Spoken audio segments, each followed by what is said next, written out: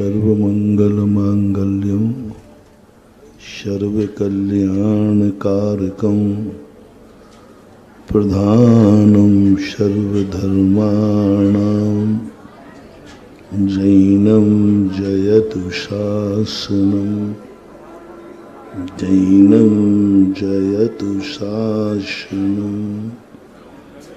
पंच परमेष्ठी भगवान की, आचार्य श्री गुरुवर कुंद कुंद महाराज की, आचार्य श्री गुरुवर विद्यासागर महाराज की।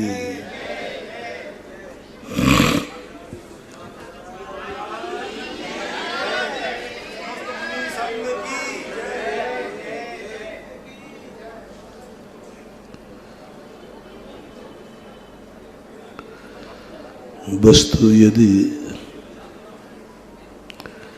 सर्वथा स्वतंत्र हो जाए तो सृष्टि का स्वरूप बिगड़ जाएगा, और यदि वस्तु सर्वथा परतंत्र हो जाए तो वस्तु स्वयं नष्ट हो जाएगी। इसलिए नेचुरल रूप से प्रकृति ने कुछ ऐसे नियम अपने आप बन पड़े हैं कि वस्तु में एक ऐसी उपादान शक्ति के साथ साथ निमित्त शक्ति होती है। अपनी शक्तियों के साथ साथ दूसरे की शक्तियों में अपनी शक्तियों को समाहित करना, दूसरों से प्राप्त करने की बात करना। क्योंकि संसार में हीनादिकता होती है, कोई गरीब होता है, कोई अमीर होता है, कोई छोटा होता है, कोई बड़ा होता है, कोई स्वस्थ है, कोई बीमार है। किसी का पुण्य इतना तेज है और किसी का पुण्य इतना हीन है कि वो जीने लायक भी नहीं,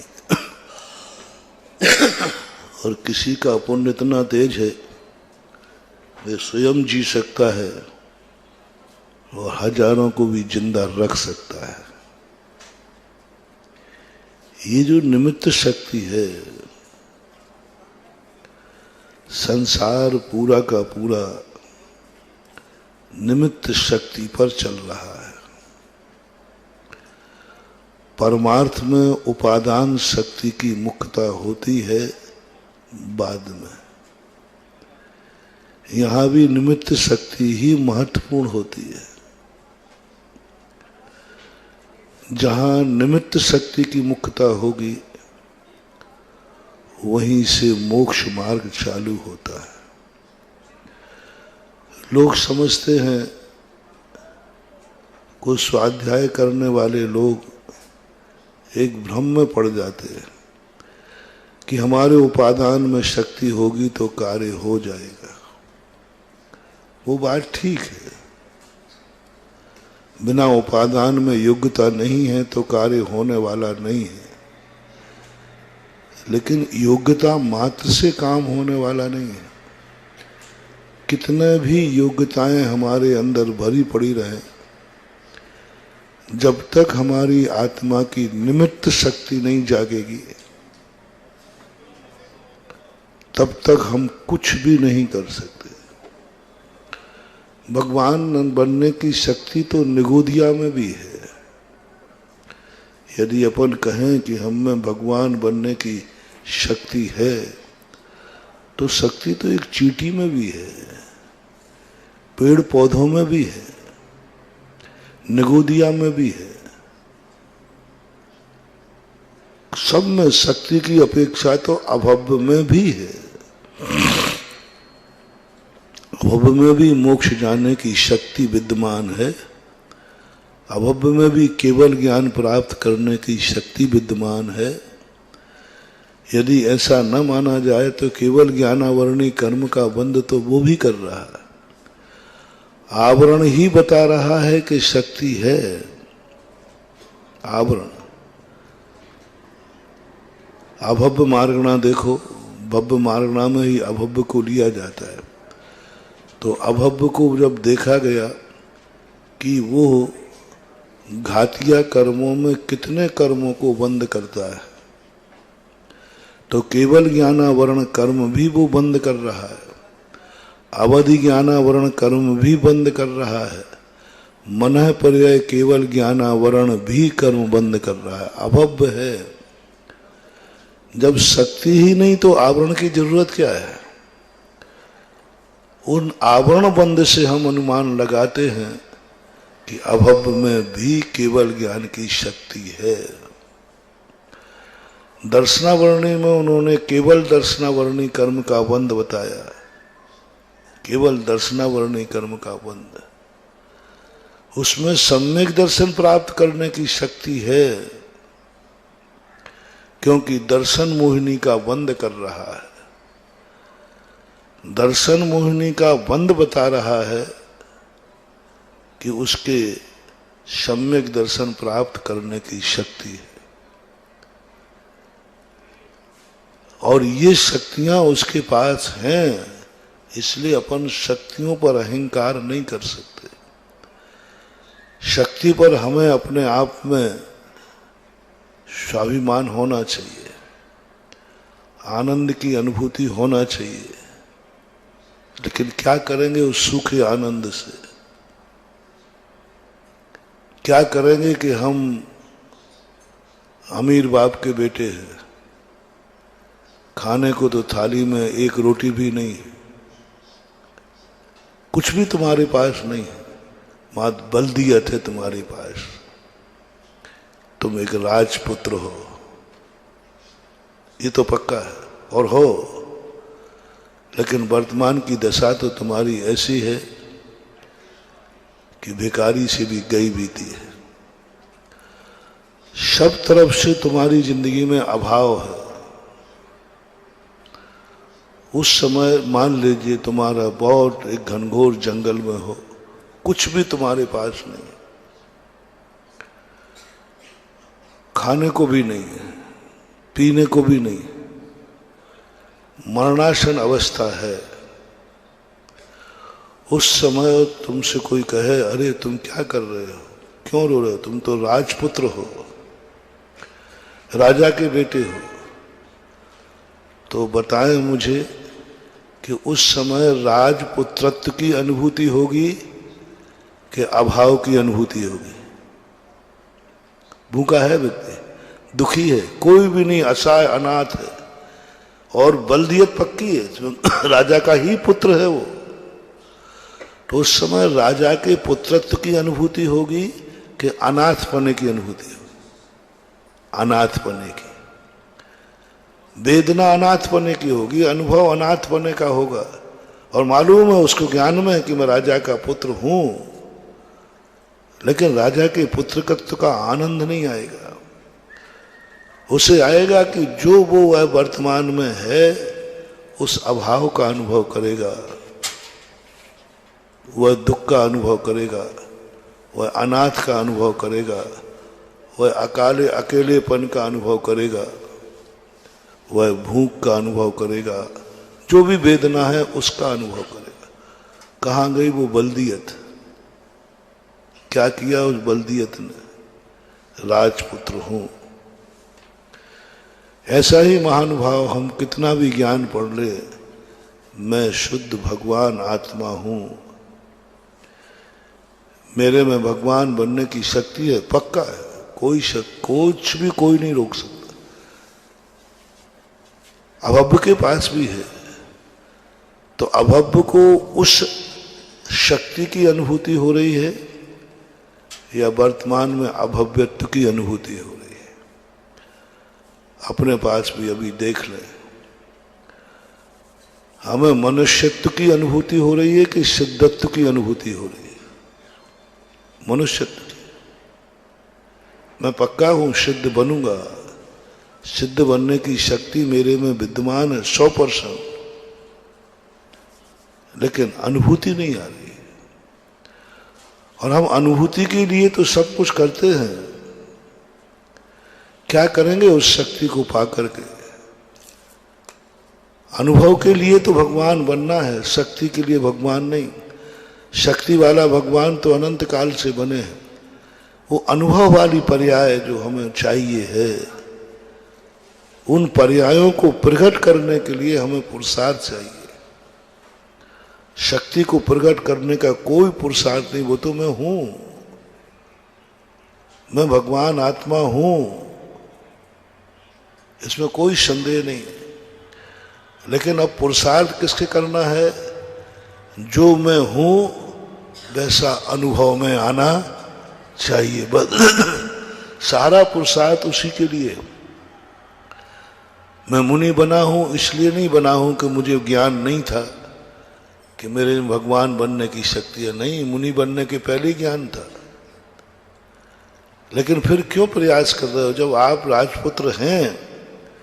हम राजपुत्र बनने के लिए प्रयास नहीं कर रहे हैं। राजपुत्र के बीच में जो बाधाएं आ गई हैं उनको दूर करने का प्रयास कर रहे हैं, क्योंकि मुझे अनुभव में नहीं आ रहा वह राजपुत्रत्व, वह शुद्धत्व, वो सिद्धत्व, वे उपादान की अनंत शक्तियां, वो शास्त्रों में कही हुई बातें कुछ समझ में नहीं आती। और अनुभव और शास्त्र की बातें जब तक एक कोटि में नहीं आएंगी, हम हमेशा मिथ्या दृष्टि बने रहेंगे। और अनुभव और शास्त्र की बातें एक कोटि में आना बहुत कठिन है, बहुत कठिन। शास्त्र को अपने अनुभव के अनुसार ढालूं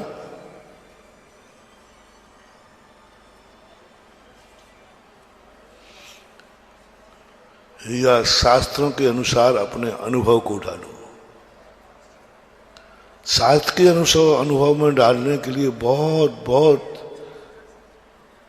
झूठ का सहारा लेना पड़ता है, झूठ बोलना पड़ता है, दूसरे के दबाव में आना पड़ता है। ऐसा लगता है जैसे कोई गला दबा के कहलवाना चाहता है, कहे मैं अमर हूं। सांप सामने आ रहा है, शेर सामने आ रहा है, अब उस समय कहें, कोई आगम कहता है तू अमर अविनाशी है, अरे क्या खाक अमरनाशी? वहां तो दिख रहा है कि एक पंजा पड़ना है और अनुभव में कैसे करें, क्या करें? शास्त्र को झूठा कहने की हिम्मत है नहीं, और शास्त्रों को अनुभव में उतारने की स्थिति बन नहीं पा रही है। जबरदस्ती थोपा जा रहा है, कह मैं अमर हूं, कैसे कह दूं? सामने शेर दिख रहा है, मौत दिख रही है। और जुनवानी कहती है अब हम अमर भये न कभी मरेंगे, हम अब अमर भये न कभी मरेंगे। ये आवाज आ रही, बोल, उसी समय आवाज आ रही है जिस समय शेर सामने खड़ा है। बार बार कहते बोल, ऐसा बोल। वो कहता अब जबरदस्ती बुलवा दो तो बोले देता हो। अनुभव में तो मौत आ रही है, अनुभव में तो शेर दिख रहा है। यहीं से तो शुरू होता है दर्शन मोहिनी, यहीं से तो शुरू होता है शंका नाम का दोष। ऐसा मत समझना कि अपन सब आत्मा को जानना नहीं चाहते, ये मत समझना कि हमारा शास्त्रों पर विश्वास नहीं है, ये भी मत समझना कि शास्त्रों में लिखा हुआ झूठा मानता हूं। लेकिन मुझे समझाओ तो सही, अनुभव में तो लाओ। मैं कैसे करूं? कैसे वो शास्त्रों की लिखी बातें हमारे अनुभव में उतर जाए, क्योंकि विपरीत बना हो रहा है। लोग कहते हैं अनंत शक्ति है आत्मा में, यहां तो थोड़ी सी ठंड ने, देख लीजिए, थोड़ी ठंड ने अच्छे अच्छे महाराजों को भी कपा दिया। हाँ, वो भी डर जाते हैं, मैं भी डर जाता हूं। ब्रह्मचारी ने भी कहा कि महाराज जी बहुत ठंड है, देखो कुरावली वाले तो अभी सो के ही नहीं उठे। अब मैं कैसे बताऊं कि ठंड से ज्यादा महत्वपूर्ण पंच कल्याणक है। वो कहते महाराज जी आप कह रहे हो, यहां तो हमें ठुठरन लग रही है, आप कह रहे हो। कल भी कहा था, कम से कम हर व्यक्ति को साक्षी बनाना है भगवान को। भगवान मेरा साक्षी है और भगवान मेरे नगर में आ रहा है। ये चिंता तो है कि हमारे घर में कार्यक्रम है, वो कैसे होगा। ये चिंता भी करो कि मेरे नगर में पंच कल्याणक है, वो भी हमें करना है। अब कौन जीत रहा है? भगवान आ रहे हैं, भगवान की आगवानी है। कल स्वप्न में आ चुके हैं, हो गया स्वप्न में। कल भगवान कोरावली में आ चुके, गर्भावतरण हो चुका है। लेकिन इधर सुबह अभी ठंड और नींद आ रही है, दोनों में कौन जीत रहा है? सब अभी कुरावली के लोग घर में बैठे। काश यदि बारात सुबह से आ रही होती तो भी बैठे होते। दूसरा, यदि अभी बीमार पड़ रहे होते तो नहीं ठंड पड़ रही है, मैं बीमार को अस्पताल नहीं ले जाऊंगा। कर्म की मार पड़ रही होती तो भी ठंड हार जाती, तुम जीत जाते, तुम जीत जाते। समाज पुण्य कर्म का उदय आता तो ठंड हार जाती और तुम जीत जाते। लेकिन धर्म के स्वरूप के कारण धर्म हार रहा है और ठंड जीत रही है। धर्म हार रहा है, कसाय जीत रही है। धर्म एक और धर्म है,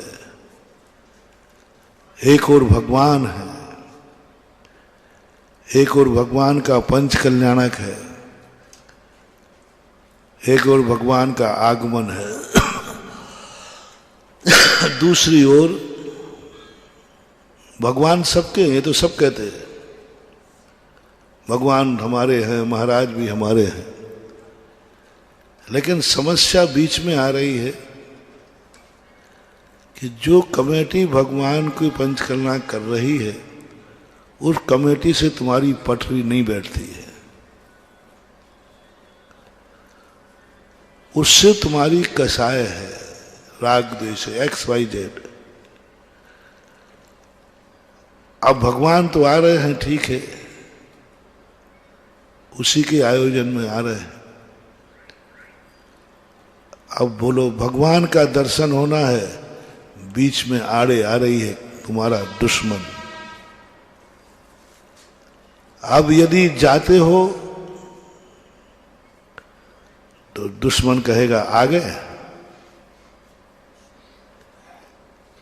तुम अपमान होगा। जाते हैं तो अपमान होता है, मान कसाय खत्म हो, मान कसाय प्रबल होती है और मान घटता है। मान कसाय प्रबल होती है और मान घटता है। मान जब घटता है तो मान कसाय की प्रबलता बनती है। अब दोनों में से एक चयन करना है, या तो भगवान का दर्शन या मान कसाय की पुष्टि। दोनों में से कौन जीतेगा, एक परिणाम जाग रहा है कि भगवान का दर्शन कर ले, भगवान की आगवानी कर ले, पंच कल्याणक हो रहा है, भगवान का अर्घ्य चढ़ा ले। ठंड तो हर साल आई थी, आएगी और इससे ज्यादा भी आएगी, लेकिन पंच कल्याणक जीवन में बार बार नहीं आएगा, नहीं आएगा। बार बार ये आगमन करने के मौके नहीं मिलते हैं, बार बार ये जीवन के मौके नहीं मिलते।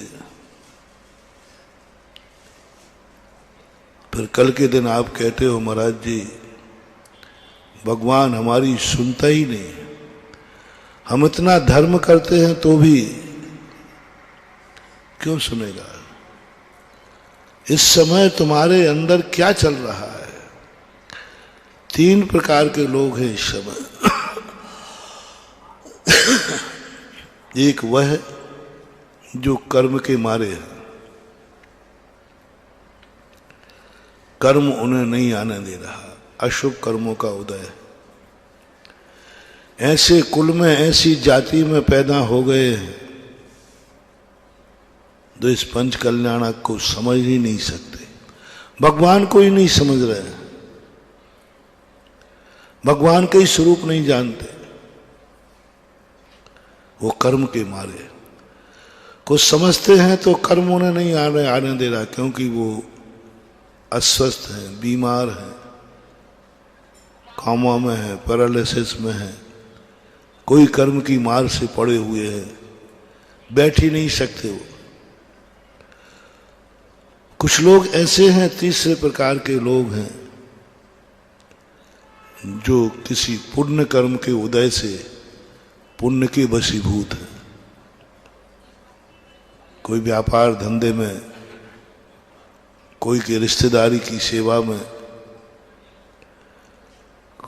कोई घर में खाने पीने के रूप में धर्म से दूर होते, पुण्य कर्म के उदय से।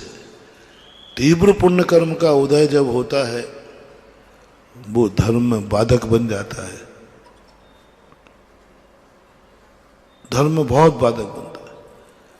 अशुभ कर्म धर्म में कम बाधक बनते हैं, पुण्य कर्म धर्म में ज्यादा बाधक बनता है।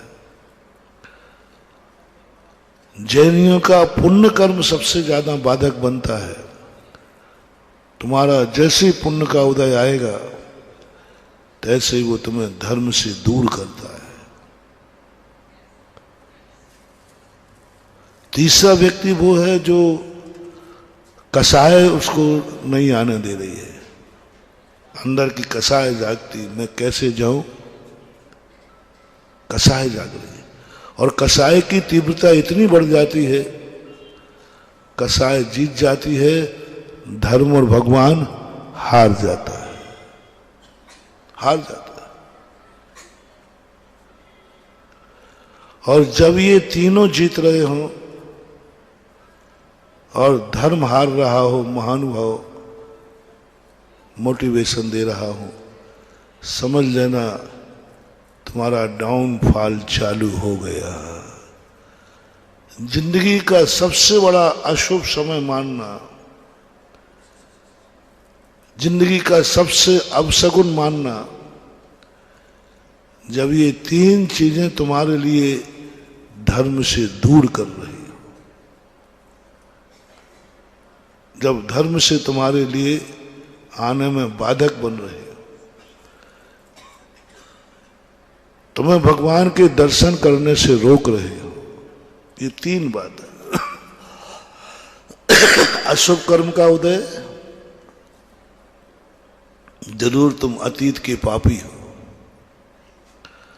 बहुत बड़े पापी हो, अतीत में तुमने इतने बड़े बड़े पाप किए हैं, भगवान ने कहा इस पापी को अंदर मत आने दो, हे पापी पंच कल्याणक में ना आ जाए, हे पापी पंचकर्णक की बोली ना ले लेवे, हे पापी महाराज का प्रवचन ना सुन लेवे, हे पापी कहीं भगवान के अर्घ आदि न चढ़ा देवे। क्या करे? प्रकृति ने कहा ये तो जन्म जन्म का पापी है। बहुत बड़ा मोटिवेशन है महानुभाव, सुनना। जब तुम किसी अशुभ कर्म के कारण से, मान लीजिए जिनका नीच कुल है, गलत कुल में जन्मे, ये किसकी सजा है? कर्म ने कहा इसे यदि उच्च कुल में जन्म दे देंगे तो ये मंदिर चला जाएगा, ये पूजा कर लेगा, ये अभिषेक कर लेगा, इसलिए इसको ऐसे कुल में जन्म दो, ऐसे कुल में जन्म दो जहां ये करना भी चाहे, भाव भी हो तो कर नहीं सकेगा। किनको दिया ये नीच कुल का काम? किसने पटक दिया ऐसे कुल में? किसने पटक दिया ऐसी त्रिहन श्योनि में? कौन है? कौन सा परिणाम है जो आज कर्म ने पशु बना दिया? अब वो अभिषेक करना चाहे तो नहीं कर सकता, नीच कुल में जन्म दिला दिया, आहार देना चाहे तो नहीं दे सकते। कितने लोग मेरे पास आते हैं, महाराज मैं आपको आहार देना चाहता हूं। मैंने कहा भाई नहीं ले पाऊंगा। आहार देना चाहते हो, मैं कौन हूं तुम्हारा? साधु को आहार नहीं दिया जाता। पहले नमाव पर ये बताओ कौन हूं मैं तुम्हारा? यदि गुरु हो, साधु कभी निमंत्रण देते हो, बुलाते हो तो क्या हो? एक बार जयपुर में एक स्थान पर हमें बुलाने आए, बोले महाराज जी आप चलिए, स्मारक वाले थे। तो मैंने कहा भाई आप कौन हैं? बोले महाराज जी आप हमें नहीं जानते। मैंने नाम से तो जानता हूं, रिश्तेदारी में नहीं जानता है। आप हमारे कौन लगते हैं? जैसे कोई आप लोगों से कहे कि भाई चलो घर चलते हैं, तो भैया कौन है तू मुझे ऐसे घर ले जा रहा है इतने प्रेम से? मैं तो तुम्हें जानते ही नहीं। रिश्तेदारी बताओ, नाम तो कहीं से मिल जाएगा, नाम तो वोटर लिस्ट में मिल जाएगा। नाम मात्र से किसी के घर में नहीं जाया जाता, पहले रिश्तेदारी बताओ, संबंध क्या है। फिर मैं कौन हूं तुम्हारा कि क्यों ले जा रहे हो मुझे? अनजाने पराये व्यक्ति को कभी अपने घर में नहीं लाना चाहिए। इतनी भी नीति का ज्ञान नहीं है तुम्हें कि अपरिचित हो, अनजाना हो, जिससे हमारा कोई संबंध ना हो, उसको कभी घर में नहीं लाना चाहिए। मैं तुम्हें नहीं जानता हूं, तुम मुझे नहीं जानते। पहले बैठो, शांति से बैठो। अपन पहले रिश्तेदारी निकालते हैं, और बनिया तो रिश्तेदारी निकालने में बहुत माहिर है, गुणा भाग लगाकर कहीं से निकाल लेगा। तो अपन ने कहा चलो गुणा भाग से निकले तो सही। मैंने कहा पहले तो आप बताओ मैं कौन हूं, तुम कौन हो, तभी बनेगा व्यवहार। जाने के बाद नहीं, जाने के पहले व्यवहार बनेगा। उन लोगों से मैं देखता हूं जो आहार देने की मन करते हैं। मैंने कहा भाई तुम कौन हो? तुम कौन हो? मैं तो तुम्हें जानते ही नहीं, ना कुल से, ना जाति से, ना संबंध से, ना व्यवहार से। चलो मैं नहीं जानता हूं कि मैं साधु हूं, तुम श्रावक हो, क्योंकि तुम बहुत संख्या में हो। मैं कौन हूं तुम्हारा? मैं कौन हूं तुम्हारा? बोले महाराज आपको इससे मतलब है कि आहार से मतलब है? साधु लोगों का बस यही नाटक दुनिया को परेशान करता है। आप लोग बहुत अच्छे हो, भूख लगती है तो ना आप कुछ देखते हो कौन है क्या है, अपन को तो भोजन मिल रहा है, खाओ पियो मत रहो, क्या लेना देना है। ओहो, विश्व का एक जैन दर्शन ऐसा है, विश्व का एक जैन।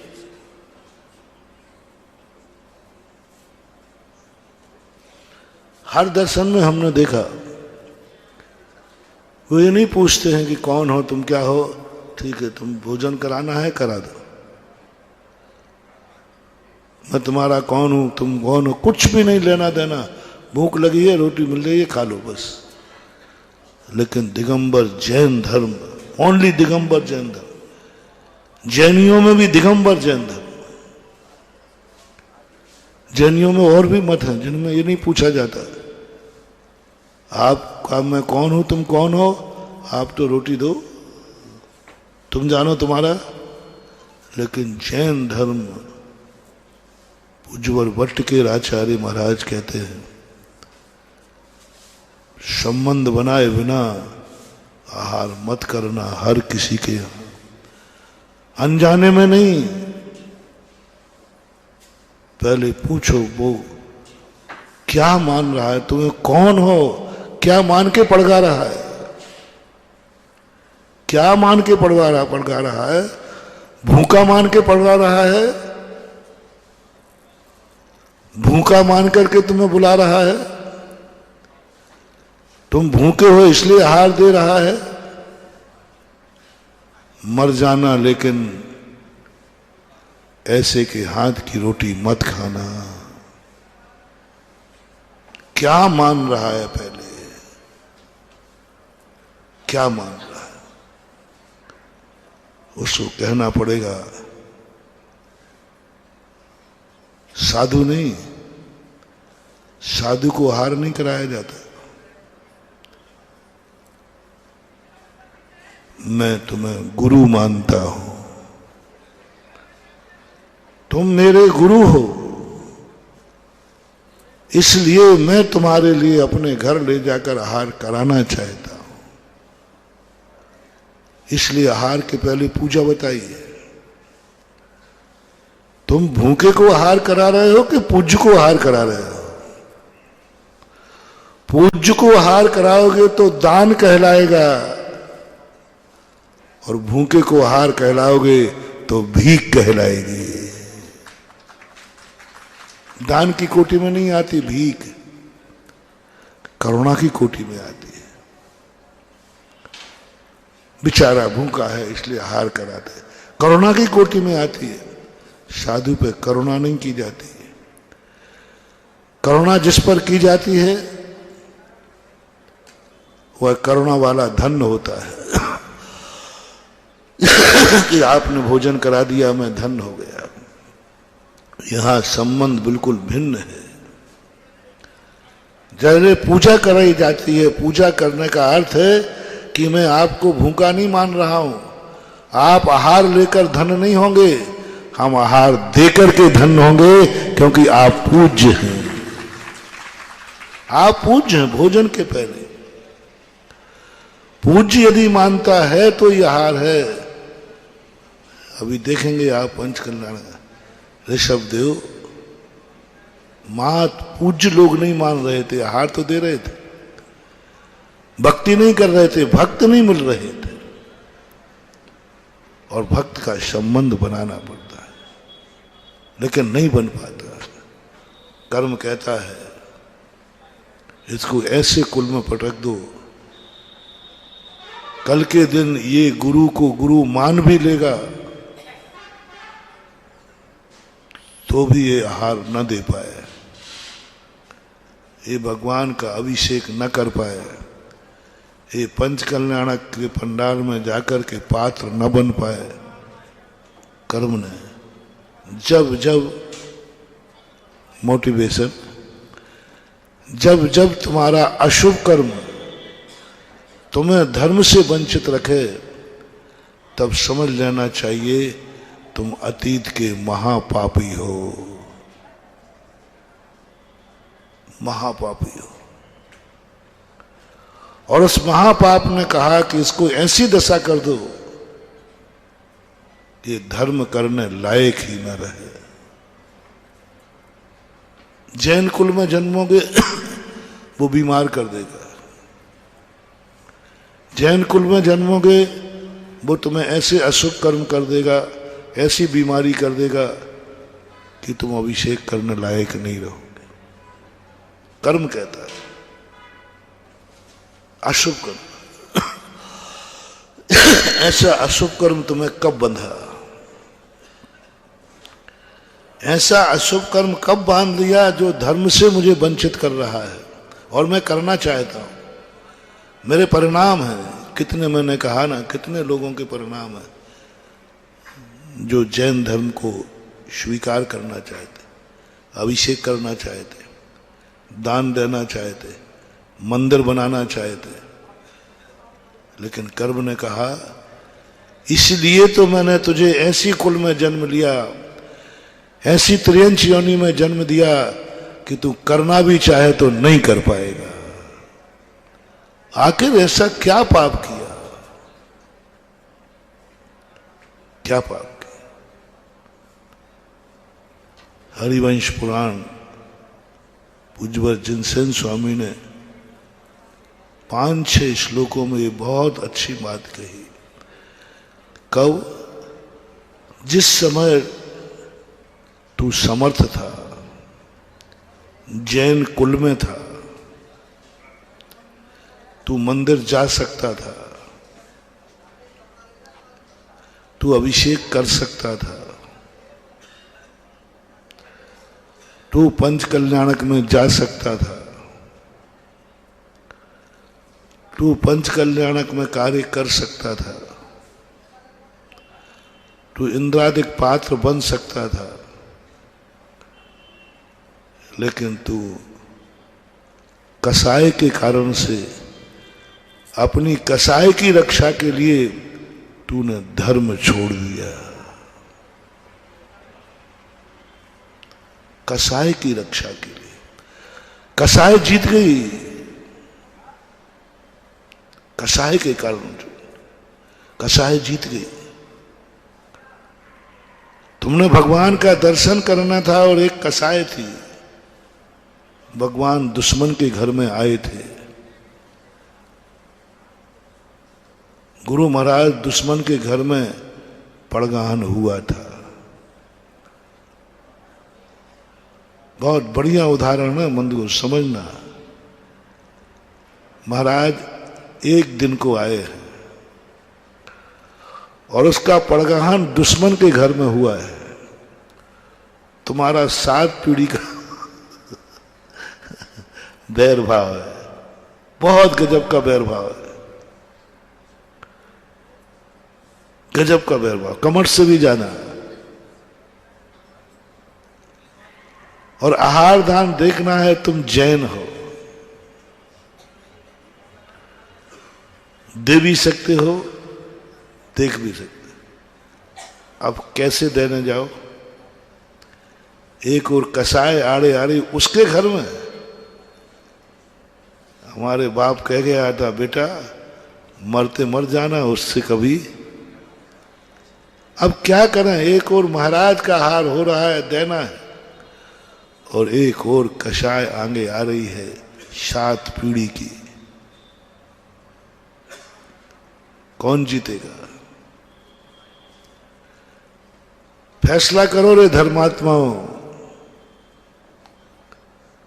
फैसला करो रे जैनियों, फैसला करो। अपनी छाती पे हाथ रख करके धर्म कर रहे हो कि धर्म के नाम पर पाखंड हो रहा है? कौन जीतेगा? धर्म कहता है, देख महाराज आए हैं, आहार हो रहा है, चल धोती दुपट्टा पहन ले, आहार दे के आ जा। अरे देते नहीं बन रहा तो चल देख के आ जा। उसके घर तो नहीं देखूंगा। कौन जीत गया? बोलो ना। कसाय जीत गया, धर्म हार गया। बस उस समय ऐसा कर्मबंध होता है कि आज इसने अपनी कसाय के कारण धर्म को हरा दिया।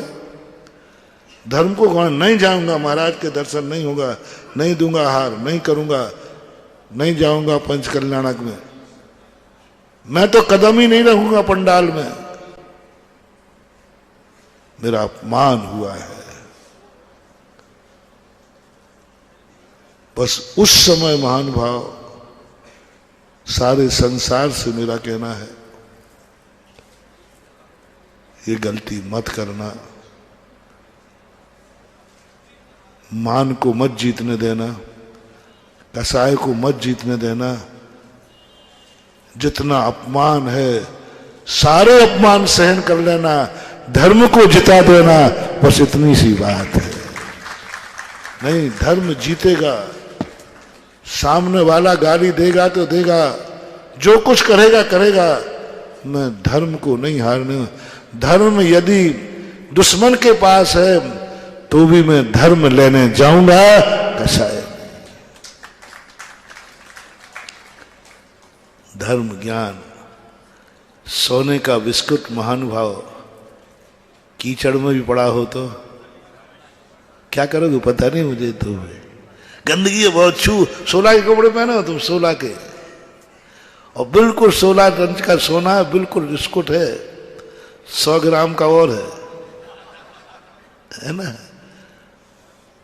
16 के कपड़े देखोगे कि चुपचाप उठा लो, कोई देख भी नहीं रहा है। अरे महाराज दोबारा नहा लेंगे और क्या होगा। धर्म को सोने के बिस्कुट के समान मानो कि चाहे भली वो दुश्मन के पास क्यों ना हो, यदि धर्म है तो मैं उसे लेने जाऊंगा। दुश्मन के पास भी क्यों ना हो, दुश्मन के घर में क्यों ना हो, मैं छोड़ने वाला नहीं। मेरे नगर में भगवान का आगमन हो रहा है, कोई कसाय मुझे इस स्वागत से रोक नहीं सकती। धर्म जीतेगा, कसाय हारेगी। धर्म जीतेगा, बस एक ही संकल्प आप लोगों को लेना है। आज गर्भ कल्याणक के दिन उस नैमित्तिक क्रिया की तरफ मैं तुम्हें ले जा रहा हूं। इसमें एक निमित्त जो बाधक कारण बनता है उसकी तरफ ले जा रहा हूं। एक ही संकल्प करना है कि मेरी जिंदगी में जब कसाय और धर्म इन दो बीजों में बात आएगी तो कसाय हारेगी और धर्म जीतेगा। बस इतना सा, कोई बड़ी चीज नहीं कह रहा हूं। जब दोनों बीच में आ जाएं, धर्म जीतेगा। मैं अपनी जिंदगी में कभी धर्म को हारने नहीं दूंगा। यदि यह धर्म तुमने हारने नहीं दिया तो आज तुम पंच कल्याणक स्थापना से मना रहे हो, कल तुम साक्षात पंच कल्याणक मनाओगे।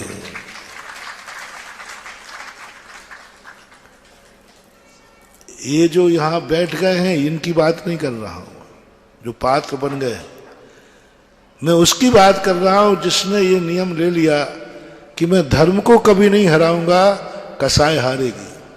होना तो मेरा अपमान कितना होता है।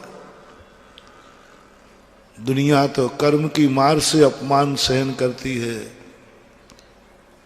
हमें तो धर्म के कारण अपमान सहन करना पड़ रहा है। क्या फर्क पड़ता है। आपने देखा जब कर्म कितना अपमान कराता है। कर्म जब भिखारी बना देता है तो कितना अपमान होता है।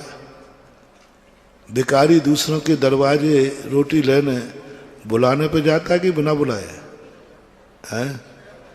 वहां कहां गया तुम्हारा मान। बिना बुलाए पहुंच गए।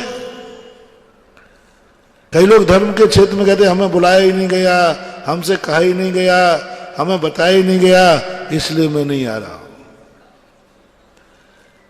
अरे मूर्ख, यदि यही कसाय तेरी रही, दो स्थानों पर कभी बुलौआ मत लेना। किसी की मौत हो जाए तो, किसी के कष्ट आ जाए तो उसके कष्ट दूर करने के लिए, और दूसरा कभी धर्म के लिए। इन दो स्थानों पर कभी मान मत चाहना मान, और सब में चाहना, सब में चाहना। कभी किसी के ऊपर कष्ट आ जाए, कभी किसी की यहां मौत हो जाए, अपने भारतवर्ष में है ही, मौत का निमंत्रण नहीं दिया जाता, अपने आप लोग इकट्ठे हो जाते। होना ही चाहिए। सुनते ही किसी पर कष्ट आ जाए और तुम्हें पता चले कि इसका कष्ट मैं दूर कर सकता हूं, बिना बुलाए पहुंच जाना महानुभाव, बिना बुलाए पहुंच जाना। वो भी ना भी कहे तो भी कष्ट दूर करने की ताकत चले जाना, दुश्मन क्यों ना हो। यदि तुम्हारे अंदर इतनी ताकत है कि मैं कष्ट दूर कर सकता हूं, तो उसका दूर कर देना। मरने के लिए मरना पड़े तो मर जाना। सुषेण वैद्य, क्या गजब का उदाहरण वहां पर। उस समय विभीषण उनको उपदेश देता है, वैद्य जी। वैद्य थोड़ा सा हिचकिचाया, मैं दुश्मन की रक्षा कैसे करूं? वैद्य जी आप रक्षा कर सकते हो क्या? बोले कर सकता हूं, लेकिन करूंगा नहीं। तब कहा गया, नीति समझाई गई। सुषेण वैद्य ने जानता था कि मेरे राजा ने जिस लक्ष्मण को धराशायी किया है, 16-17 दिन लग गए मेहनत करते, कितनों का बलिदान किया है लक्ष्मण को धराशायी करने के लिए। आज उसी को मैं जिंदा करूं? बस एक नीति पर कि यदि मेरे सामने कोई दुखी आदमी है और उसका दुख दूर करने की ताकत मेरे में है, तो महानुभाव कुछ मत देखना, कुछ मत देखना, सबसे पहले उसका दुख दूर करना। क्लिष्टेषु जीवेषु कृपा, बस जैसे बने तैसे अभी तो कष्ट दूर करो इसका। सुषेण वैद्य ने किया, कष्ट दूर किया दुश्मन का। उसको नहीं मालूम था कि रावण मेरे क्या हाल करेगा, रावण मेरा क्या हाल करेगा। वो जानता था कि इसके बचाने के बाद मेरी मौत निश्चित है और बुरी तरह मेरा अपमान होगा। लेकिन उसने कहा, मैं सब कुछ सहन कर लूंगा, लेकिन दुखी व्यक्ति को दुखी छोड़ के नहीं जाऊंगा। पूरी कहानी से मतलब नहीं है। कितनी बड़ी कसाई थी, कितना बड़ा बैर चल रहा था, कितना बड़ा युद्ध चल रहा था। उस समय सुषेण वैद्य ने दुश्मन की दवाई कर दी, दुश्मन को जीवित कर दिया, दुश्मन का कष्ट हर दिया, राम को कष्टों से मुक्ति कर दी। सामने दुश्मन था। रावण को जब पता चला, रावण ने एक ही बात कही सुषेण वैद्य से, यदि तुम्हारे लिए कष्ट निवारण करने वहां गए थे और तुम निवारण करने नहीं आते तो मैं तुम्हें फांसी की सजा देता, लेकिन तुमने हमारे दुश्मन के सामने भी मस्तक ऊंचे रखा है कि रावण कितना भी बड़ी पापी है लेकिन नीति विरुद्ध कार्य नहीं करता है। स्वयं भली पापी है लेकिन जो नीतियों का पालन करता है उसके लिए सम्मान देता है। भरी सभा में रावण ने सुषेण वैद्य का सम्मान किया। कहा कि आज तुमने हमारा जो मान रखा है कि लोग मुझे पापी कहते हैं, लेकिन लोग रावण के राज्य में भी नीतिज्ञ हैं, इतने नीतिज्ञ हैं कि दुश्मन के भी कष्ट दूर करने की बात आ जाए तो दुश्मनी हरा देते हैं और करुणा जाग जाती है। कौन हारा? दुश्मनी और एक दया, करुणा, कृपा। क्लिष्टेषु जीवेषु कृपा। कौन हारा, कौन जीता? अब इससे बड़ी दुश्मनी तुम्हारी नहीं हो सकती। इससे बड़ा तुम्हारा क्या हो सकता है जो राम और रावण के बीच में उस समय था? उस समय स्थिति देखो कितनी नाजुक स्थिति थी। उस समय सुषेण वैद्य का इन कथाओं को पढ़ने से बहुत शिक्षाएं मिलती हैं, जीवन जीने का साहस मिलता है, कसायों का भमन होता है। इतनी बड़ी कसाय हार गई, इतनी बड़ी कसाय हार गई। कितनों का, जिसके कारण से लंका का कितना नुकसान किया था लक्ष्मण ने।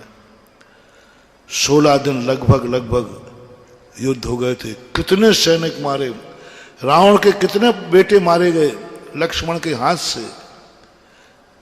इतना सर्वनाश करने वाला भी जब कृपा की बात आई तो रावण के राज्य का व्यक्ति भी कि कसाय नहीं जीत पाई, धर्म जीत गया और रावण ने उसका सम्मान किया। अपने जीवन में भी ये महानुभाव लेना, कहीं कष्ट की स्थिति बने कुछ मत देखना कि कौन है, मेरा इससे क्या संबंध है। सबसे पहला उपाय तो ये है कि उसका कष्ट दूर करो, कष्ट में सहयोग बनो, भागीदार बनो, क्योंकि इस समय वो कष्ट में है, इस समय बहुत कष्ट। और ऐसे कई लोग हुए हैं। ऐसे वैष्णव दर्शन में एक बर्बरीक हुआ है, उसकी स्थिति भी यही थी, उसका भी यही था। वो कमजोर पक्ष में लड़ता था, उसने कभी नहीं देखा कि ये मेरा पक्ष है या दुश्मन का पक्ष है।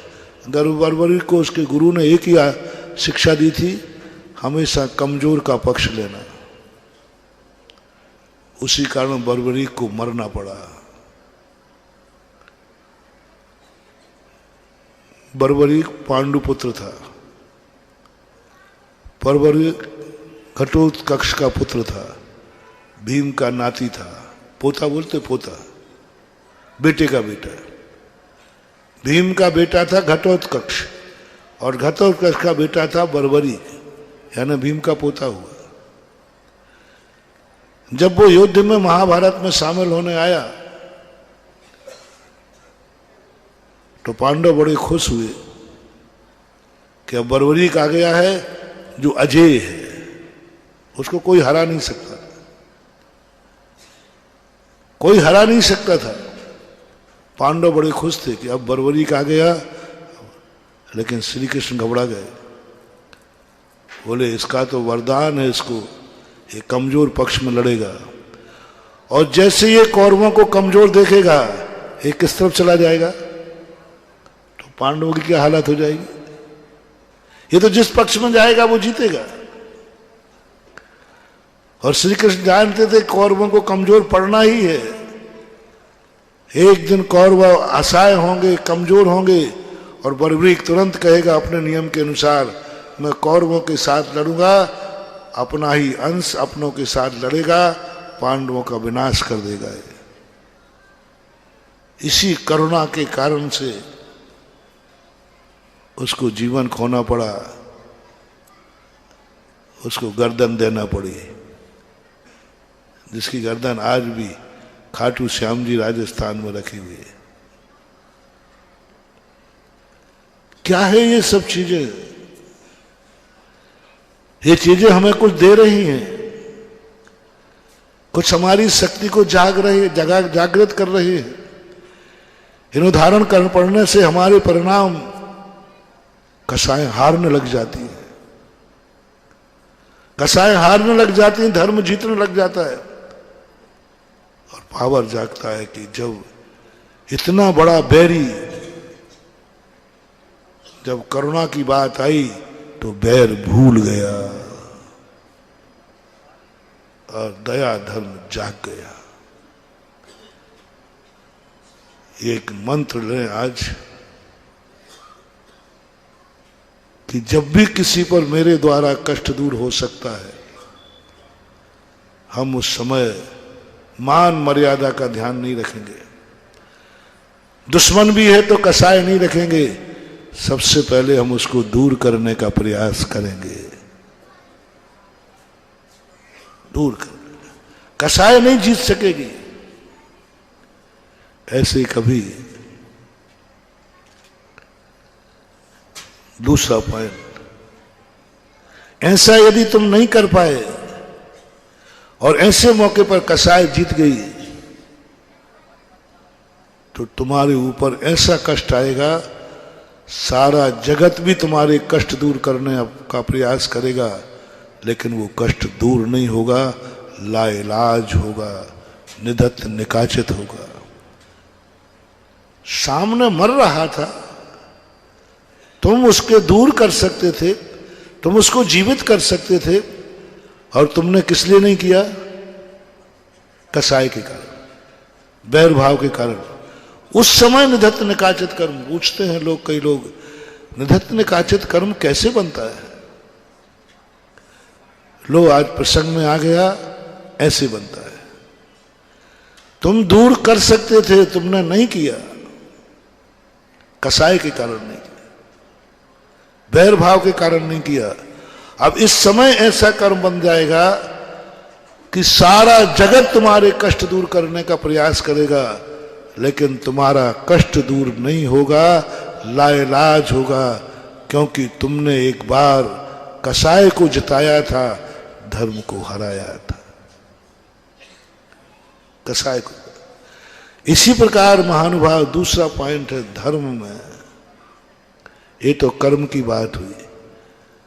धर्म क्षेत्र में प्रयास करना है, कहीं कसाय तो नहीं जीत रही है, कहीं मान तो नहीं जीत रहा है। इस समय महाराज दुश्मन के घर में हैं। इस समय पंचकल्याणक कार्य दुश्मन कमेटी के पक्ष से हो रहा है। अब रावण जैसा दुश्मन तो तुम नहीं होगे, इतना तो नहीं है। मान लीजिए मंदिर दुश्मन ने बनाया, पंच कल्याणक दुश्मन कर रहा है, भगवान का आगवानी दुश्मन ने की है। अब तुम्हारे बीच में एक कसाय है, बैर भाव, बहुत पुराना बैर भाव है। हमने दोनों पॉइंट बहुत मजबूत रखे हैं। महाराज जी का पड़गाहन कहाँ हुआ है? उसके यहां जो तुम्हारा 7 पीढ़ी का दुश्मन है। और महाराज फिर तुम्हें मिलेंगे नहीं, एक दिन को आए हैं, द्वारा आहार को उठेंगे नहीं। अब आहार देने जाओगे और वो परम दुश्मन है। 7 पीढ़ी से तुमने उस घर में कभी कदम नहीं रखा और तुम्हारा बैर भाव है, और महाराज का आहार वहां हो रहा है। झूठ मत बोलना, सभी से पूछ रहा हूं। यहाँ सब कोई ये मत समझना कि मैं दूसरे को प्रवचन दे रहा हूं।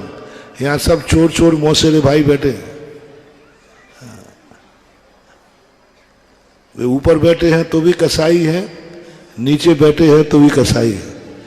पंडाल में है तो कसाई है, पंडाल के बाहर हैं तो कसाई है। आज हमारे अनुकूल बन जाता है तो हम अंदर आ जाते हैं, और यही प्रतिकूल बन जाता है तो ये बाहर होते वो अंदर होते। ये चलता रहता है, सब चलता रहता है। अनुकूल है इसलिए अंदर है, प्रतिकूल हो जाए तो बाहर हो। यानी धर्म का स्वरूप हमें नहीं समझ में आया। हमें धर्म में समझ में आता अनुकूल और प्रतिकूल।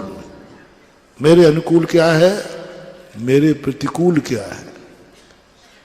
यही जो धर्म की परिभाषा हमारी जिंदगी में चल रही है, इसलिए तो अतिशय नहीं हो रहा है, चमत्कार नहीं हो रहा। शास्त्रों में जो हम पढ़ते हैं वो कहां देखने में मिल रहे हैं।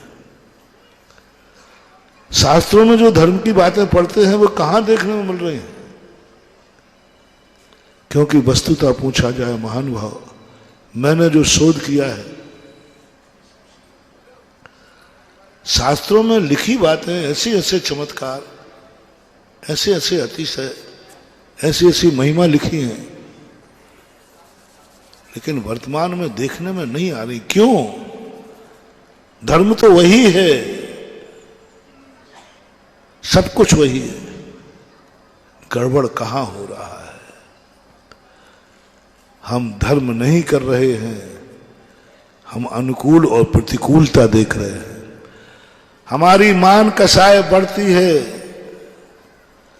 हमारा मान सम्मान होता है, हम आगे आ जाते हैं, और थोड़ी सा अपमान होता है, हम पीछे चले जाते हैं।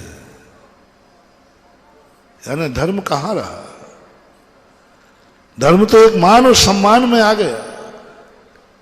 भगवान कहां रहे, गुरु कहां रहे? मात एक मान और सम्मान की स्थिति बन गई। इसलिए महानुभाव आज कुछ भी नहीं हो रहा है, इतना धर्म हो रहा है, धर्म का अतिशय नहीं। सारे भारत के लोग सुन रहे होंगे लाइव में, वो भी सुने, धर्म का अतिशय कहां घट रहा है, कहां बढ़ रहा है।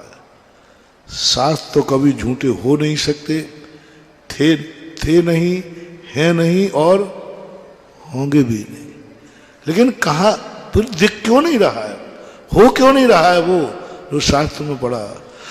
पकड़ो, मैंने जो अनुभव किया है, आप लोग दान भी खूब दे रहे हो, इतना दान पहले नहीं होता था। इतना दान देने के बाद भी आप लोग, वो चमत्कार नहीं हो रहा है। मैंने तो मक्के के दाने चढ़ाने वालों में भी चमत्कार देखा है।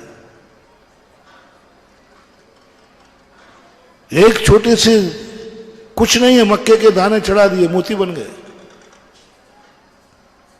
छोटा सा धर्म किया, नमो रहंताणम बुड़ गए, बेड़ा पार हो गया, बेड़ा पार हो गया।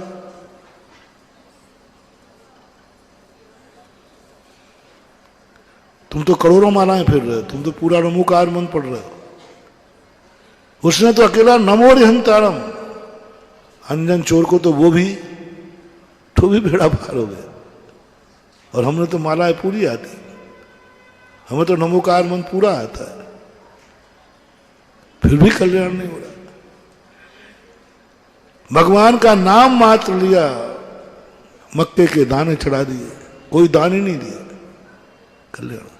यहां तो तुम लाखों रुपया दान दे रहे हो, लाखों कर रहे हो, फिर भी क्यों नहीं हो रहा महानुभाव? मंदिरों में पूजा पाठ भी हो रहा है, सब कुछ हो रहा है, मजा नहीं आ रहा है।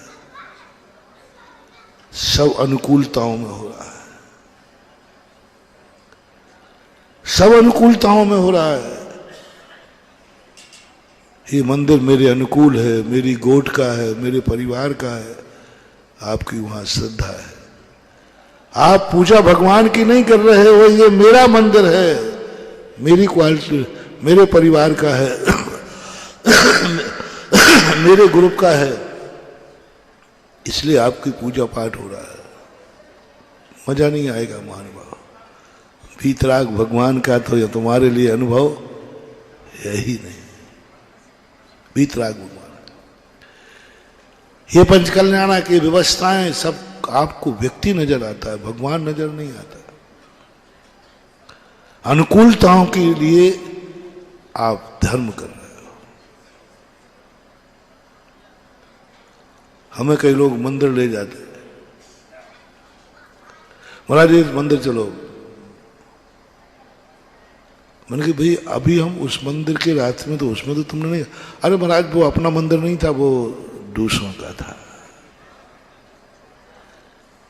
तुम मंदिर की पूजा नहीं कर रहे हो, मंदिर नहीं बनाया तुमने, अपने मान को बनाया है, अपनी कसाई को बनाया है, मान को बनाया है कि मैं भी किसी से कम नहीं। तो सब कुछ अपन कर लेते हैं, लेकिन वो पुण्य नहीं बनता। फिर बाद में आप लोग कहते महाराज जी हम इतना धर्म करते हैं, इतना पूजा पाठ करते हैं, आप तो कहते थे पूजा पाठ से ऐसा होता है, यहाँ तो और परेशान हो रहे हैं हम। परेशान क्यों नहीं होगे? क्योंकि आपने किया ही नहीं। आपका दान मान का है। थोड़ी सा आपका अनादर कर देना बिहार, ये 10-5 लोग जो ऊपर बैठे हैं ना, मेरे पास एक बिच्छू है, मैं बिच्छू छोड़ दूं ना तो ये सारे भागेंगे कुरावली में। जब वो भागेंगे और 5 दिन तक यहाँ आएंगे नहीं, मैं बिच्छू कहो तो बिच्छू छोड़ दूं, एक नहीं मिलेगा यहाँ। एक बिच्छू है, कहो तो छोड़ के दिखाऊं, नहीं नहीं अभी नहीं महाराज जी, पंचकणक चालू हो गया, हो जाने दो, शांति से हो जाने दो। पंचकणक चालू हो गया ना, अब वो बिच्छू मत छोड़ो महाराज, वो आप ही रखेगा। बिच्छू क्या है, अभी यार इनका कोई अपमान कर दे, निकल जा, तेरे बाप का पंचकणक है यहाँ, चला आया है कहीं। तो बोली नहीं दी हो तो बोली और नहीं आएगी। बोले अब काय की बोली, मेरे मुझे तो निकाल दिया, मेरा अपमान कर दिया। अभी गाल इनको कोई थोड़ा सा अपमान कर देवे, थोड़ा गाली दे देवे, और वो महाराज भी क्यों, मुझे भी निपटा देंगे। ये नहीं सोचेंगे कोई बात नहीं, महाराज जी ने कहा है, महाराज जी आपने ऐसा क्यों कहा, हम स्वाभिमानी लोग हैं, आप जानते नहीं हो कुरावली भाग जाएंगे। 2 मिनट लगेगा इनको भगाने, थोड़ा इनका अपमान कर दीजिए, थोड़ा सा इनको प्रतिकूलता कर दीजिए, थोड़ा सा इनको लगे कि सब कुछ मेरे प्रतिकूल हो गया, ये ना गुरु से मतलब रखेंगे ना भगवान से मतलब रखेंगे, इनके अनुकूल है इसलिए बैठे, अनुकूल है इसलिए बैठे, धर्म से इनको कोई लेना देना नहीं। बोली नहीं, देखो बोली बदल जाए, मैंने बोली ली नहीं, काय की देना, किसका देना।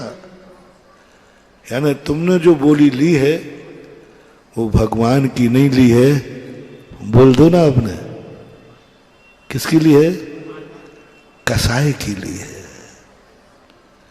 कसाई की ली है। यदि मेरी कसाई की पुष्टि होती है तो बोली है, नहीं तो नहीं है। और सम्यक दृष्टि होगा तो सम्यक दृष्टि कहेगा, मेरा कितना ही अपमान करो, मुझे लाते मारो, जूते मारो, कितना ही अपमान करो, लेकिन मैं भगवान को छोड़ने वाला नहीं हूं।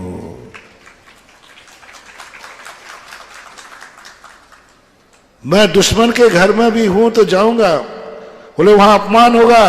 अरे धर्म पाने के लिए, मुनि का दर्शन पाने के लिए यदि अपमान सहन करना पड़े तो ये मेरे अभाग्य हैं कि मैंने धर्म के कारण से मान को झुका दिया। सम्यक दृष्टि क्या कहेगा, देख वहां गया था, तेरा अपमान हुआ ना, बोले यही तो मेरी जीत है कि मैंने धर्म के कारण से अपने मान को झुका दिया, और जिसने धर्म को मान से झुका दिया उसका सम्मान एक दिन 3 लोक का नाथ बन के होता है। पारसनाथ क्यों दुनिया में पूज गए, उन्होंने कसाई को धर्म के सामने झुका दिया, कसाई झुकती गई, कमठ अपमान करता गया, साहस था, शक्ति थी, उन्होंने कहा नहीं, मैं कसाई को नहीं जीतने दूंगा, कसाई हार गए। महानुभाव, धर्म करना सबसे मेरा कहना है, धर्म के सामने कभी मान कसाई न जीत जाए। और ये संकल्प करो, मेरा कितना भी अपमान हो, मेरा कितना भी कुछ हो, जहां धर्म रहेगा वहां मैं रहूंगा। किसके घर जा रहे हार देने, किसके घर जा रहे हो महाराज का दर्शन करने, बोले मैं कुछ नहीं जानता हूं, जहां मेरे गुरु हैं वही मेरा तीर्थ है।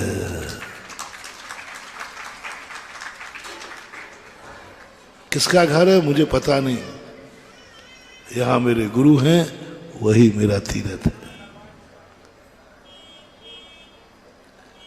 जहां मेरा भगवान है वही मेरा तीर्थ है। ये भगवान का पंच कल्याणक है कि पंचों का? पंचों का तो कल्याण भी नहीं होना है, कल्याणक है भगवान का। हमें भगवान से मतलब है। मेरा भगवान उस सोने के समान है जो दुनिया में कहीं भी रहे, जहां भगवान है वहां मेरा मस्तक है और वहां मेरा सब कुछ है। मेरे नगर में भगवान आ रहा है, आ गया है। मेरे नगर में भगवान आ गया। मेरी कसाय नहीं जीता है। दो चीजों को मत जताना, कर्म न जीत जाए। परीक्षा करो तुम अपनी, ऐसा कौन सा कार्य है जो तुम करना चाहते हो, कर्म नहीं करने दे रहा है, तो समझ लेना तुम अतीत के पापी हो। रिपीट करता हूं, तुम करना चाहते हो लेकिन कर्म करने नहीं दे रहा। जैसे हमने कहा, त्रियंच बना दिया, नीच कुल बना दिया, बीमार बना दिया, गरीब बना दिया। तुम बोली लेना चाहते हो, तुम पंचकल्याण में बैठना चाहते हो, लेकिन कर्म नहीं बनने दे रहा है। कर्म ने गरीब बना दिया। ये बहुत बड़ी मोनोपोली है धर्म की। धर्म की मोनोपोली है कि ये जन्म जन्म का पापी है। इसको यदि पैसा मिल जाएगा तो ये इंद्र बन जाएगा, पैसा मिल जाएगा तो ये मंदिर बनवा देगा। और धर्म कहता है इस पापी का 1 रुपया नहीं लगना चाहिए, इसलिए इसको ऐसी दशा में भेज दो जहां ये करना भी चाहेगा तो कर नहीं पाएगा। गरीब तुम्हें किसने बनाया है? धर्म और कर्म को, दोनों को अलग मत मानना। कर्म धर्म की पुलिस डिपार्टमेंट है और धर्म न्यायालय है। एक न्यायाधीश ग्रुप और एक पुलिस ग्रुप, ये दोनों अलग नहीं है। दोनों एक मिलके चलते हैं, दोनों में एक मिलन है। पुलिस वाले और न्यायाधीश, फर्क है न्यायाधीश दंड सुनाता है, दंड देता नहीं, और पुलिस दंड सुनाती नहीं है, दंड देता है। ऐसे ही धर्म और कर्म, कर्म पुलिस वाले हैं और धर्म न्यायाधीश है। धर्म दंड सुनाता है और कर्म दंड देता है। तो इन दोनों में बहुत संधि है। धर्म और कर्म बिल्कुल ऐसे मिले जुले हैं। जिसने धर्म को हराया तो धर्म कहता है कर्म से इसको ले जा नीच कुल में, नीच जाति में। ये जन्म जन्म का पापी है, इसको करना भी चाहे तो करने लायक मत बनाना, इसको गरीब बना दो। आप अपने आप को जन्म जन्म का पापी मानना। दूसरा, भविष्य का पापी कौन? जब तुम्हें आज समर्थ है, आज समर्थ है, लेकिन कसाय नहीं करने दे रही है, लोभ नहीं करने दे रहा है। कसाय को करा, क्रोध को ही मत लिया करो। लोभ भी कसाय है, लोभ नहीं करने दे रहे। आप समर्थ हैं लेकिन कंजूस हो। आप पंचकर्म कर सकते हो, बोली ले सकते हो, लेकिन कंजूस हो। आप सुबह उठकर मंदिर आ सकते हो, लेकिन नींद आ रही है। सुबह उठकर के पंचकल्याणक चल रहा है, आपका हिम्मत नहीं हो रही, ठंड ज्यादा है, घर में मेहमान आए हुए हैं, व्यापार आदि के लिए कुछ कार्य करना है। आपका पुण्य, आपका लोभ कसाय, क्योंकि लोभ कसाय पुण्य के उदय से ज्यादा बनती है, और वो कसाय तुम्हें रोक रही है। चले जाएंगे पंचकर्म के, तो शुरू हो गया भाई, सुबह जल्दी आओ, सुबह से पूजन हो रही है, महाराज आए हैं, इतनी सर्दी में चल के आए हैं। देखो मैं आगरा से कितने किलोमीटर चल के आ गया? 125 किलोमीटर से। और सुबह 7, 7:15, 7:30 पर निकलता था। 7, 7:15, 7:30 पर निकलता था। धूप की नाम की चीज नहीं थी। उंगलियां यूं अकड़ जाती थी कि हार के समय वो मुड़ती ही नहीं थी। शुद्धि के समय मुंह धोना है, वो उंगली सीधी नहीं हो रही। तो भी हम यहां तक आ गए। और आप, कुरावली कितनी दूर है यहां से? 150 किलोमीटर तो होगी। 150 किलोमीटर की 1.5 किलोमीटर। अब तुम्हें 1.5 किलोमीटर से यहां तक आने में ठंड लग रही है, उसमें भी कोट है, पजामा है, मफलर है, सब है, और अंदर तो चाय रानी के 2 कप पी के ही आए होंगे।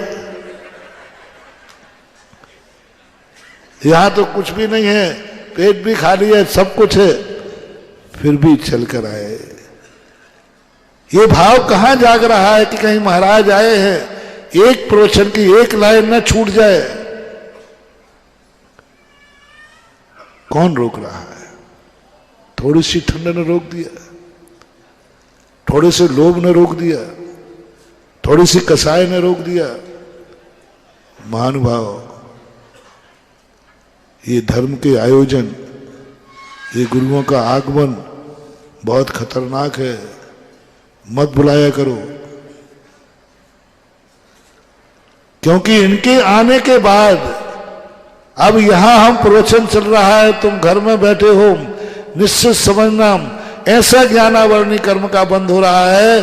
कल के दिन तुम मंद बुद्धि होकर जन्मोगे।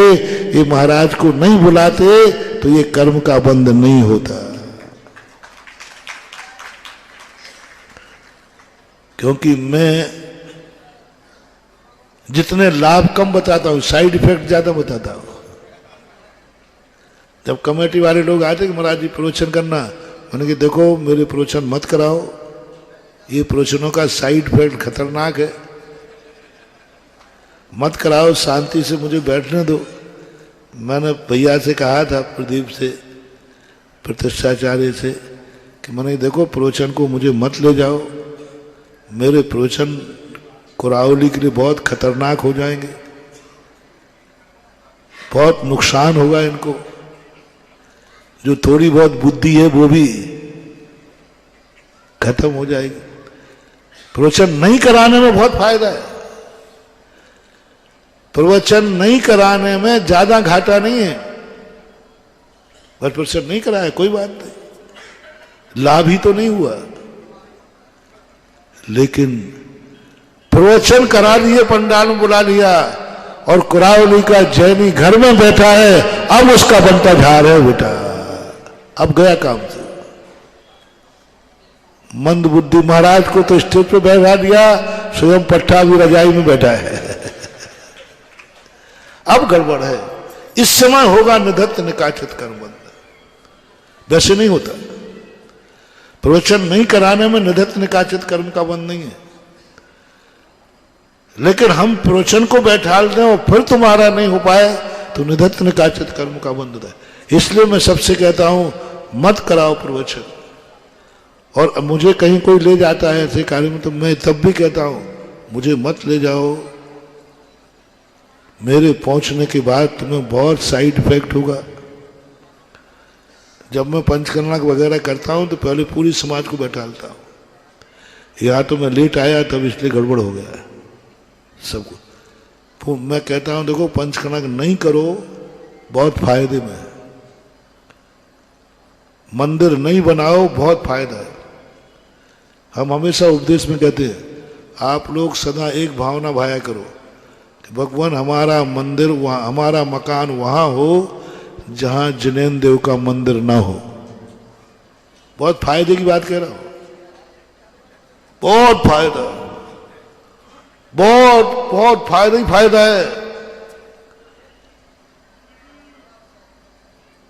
कोई पूछेगा कि भाई मंदिर जाते कि नहीं, तो क्या जवाब देना है? मंदिर है ही नहीं, बात खत्म हो गई। कर्म ही कहेगा बेचारा अब क्या करे मंदिर। लेकिन बेटा मंदिर बन गया। फिर यदि तुम मंदिर नहीं गए तो ये मंदिर तुम्हारा बंटा झाड़ कर देगा। खतरनाक है, साइड इफेक्ट।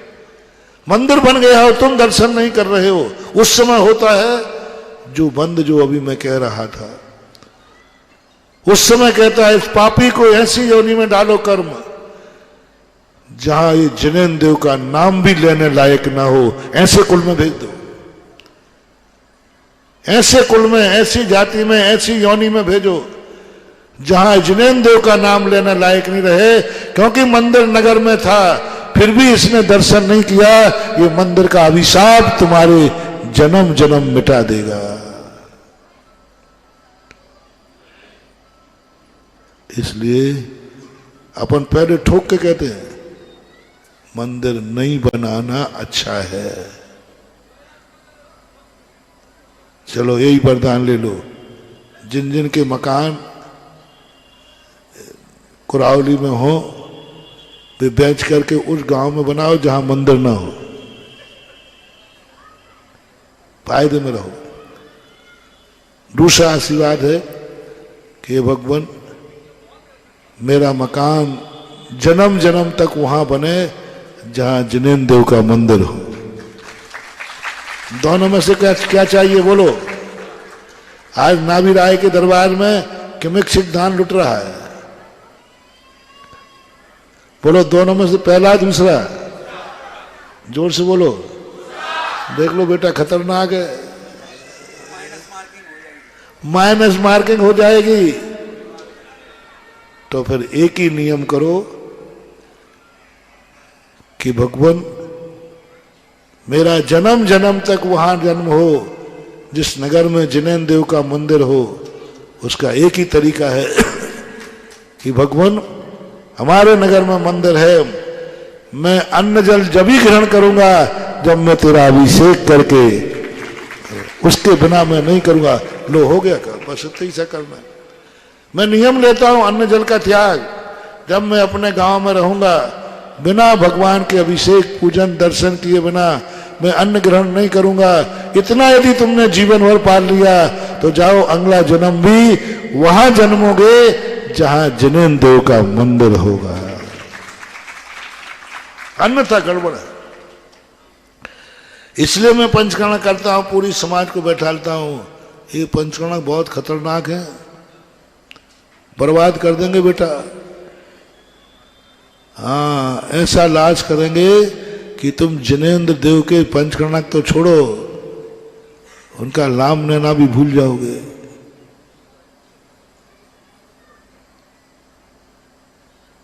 अब तो शुरू हो गया इसलिए कुछ कर नहीं दे। दूसरे साधु तो कहते हैं पंचकर्म करो, जैसे बने तैसे करो, छोटी मूर्ति बड़ी। और मैं कहते हैं पंचकर्म मत करो। मेरा मामले उल्टा है, तुम्हें आजू बाजू सुनते ही रहते हो, मत करो रे, मत बनाओ मंदिर, पंचकर्म मत करो, बहुत नुकसान है इनसे, ये पंचकर्म नहीं हो रहे हैं, ना जाने कितनों को बर्बाद कर देंगे, कितनों का जीवन बर्बाद कर देंगे। किनका? मंदिर पंचकर्म हो रहा है और तुम घर में बैठे रहे, अब बर्बाद हो जाओगे। यहां भगवान का अवतरण हो रहा है, अवतरण में भगवान की पूजा हो रही है सुबह से, गर्भ कल्याणक आदि की, और तुम घर में बैठे हो, सो रहे हो, भोजन पानी कर रहे हो, रिश्तेदारों को स्वागत में लगे हो, कसाय में डूबे हुए हो। अभी बर्बाद कर देगा। तेरे नगर में पंचकल्याणक हो रहे थे, भगवान कहेगा मैं तेरे नगर में आ रहा था और तू संसार में डूबा था, तुझे ठंड लग रही थी, तू रजाई में छुपा था, तेरे मन में कसाय भड़क रही थी। उसी समय ये धर्म कर्म रूपी पुलिस को तुम्हारी आत्मा को सौंप देगा और कर्म तुम्हारे लिए ऐसा बंधेगा कि ऐसी योनि में भेज देगा जहां जिनेन्द्र देव का नाम भी नहीं ले पाए। साइड इफेक्ट, साइड इफेक्ट है। इसलिए हम पहले कहते या तो फिर नियम करो, या तो नियम करो कि मेरे नगर में पंच कल्याणक हो रहा है, और जब मेरे नगर में पंच कल्याणक हो रहा है, पंडाल के अंदर जो भी कार्यक्रम होगा वो सब मेरी आंखों के सामने होगा। भगवान की आगवानी मैं करूंगा, भगवान के गर्भ कल्याणक का अर्घ मैं चढ़ाऊंगा, भगवान के 16 स्वप्न मैं देखूंगा, भगवान की पूजा मैं देखूंगा, महाराज के प्रवचन मैं सुनूंगा। 5 दिन के लिए 6 दिन के लिए पूरा प्रतिष्ठान बंद कराता हूं, बाहर आना जाना बंद कराता हूं, और जितने भी तुम्हारे जो कार्य हैं वे सब बंद करके मात्र पंच कल्याणक हित में तुम्हारे में, मन में पंच कल्याणक, आंखों में पंच कल्याणक, कानों में पंच कल्याणक, मुंह से पंच कल्याणक, सब कुछ 24 घंटे सब कुछ भूल करके तुम पंच कल्याणक के लिए समर्पित हो जाओ। तो आज तुम ये पंच कल्याणक कर रहे हो, मेरा वायदा है एक दिन तुम साक्षात पंच कल्याणक करोगे, क्योंकि तुमने 5 दिन के लिए कहा सब प्रतिष्ठान बंद रहेंगे, कोई प्रतिष्ठान नहीं खुलेगा। कोई पूछे क्यों? बोले हमारे नगर में भगवान जी आ रहे हैं। क्यों भाई आप जल्दी क्यों जा रहे हो? बोले मालूम नहीं, सुबह 8 बजे महाराज जी का प्रवचन चालू होना है, मेरे निमित्त से महाराज बोलेंगे और मैं नहीं सुनूं, मेरे निमित्त से भगवान बोले महाराज बोलेंगे और मैं उपस्थित नहीं रहूं, मेरे आए हुए भगवान की आगवानी के मैं गर्भ कल्याणक की पूजा ना करूं? ऐसा नहीं हो सकता। हम 5-6 दिन के लिए सब प्रतिष्ठान बंद करते, रिश्तेदारी में आना जाना सब बंद करते हैं, कुछ भी नहीं। मां 24 घंटे 6 दिन के मात यदि आपने सब कुछ भूल गए, कर्म नहीं जीतेगा, ठंड नहीं जीतेगी, बर्फ नहीं जीतेगा, कर्फ्यू नहीं जीतेगा, दुनिया की कोई ताकत नहीं जीतेगी। जीतेगा तो मेरा धर्म, मेरा पंच कल्याणक। कर्म भी आ जाए,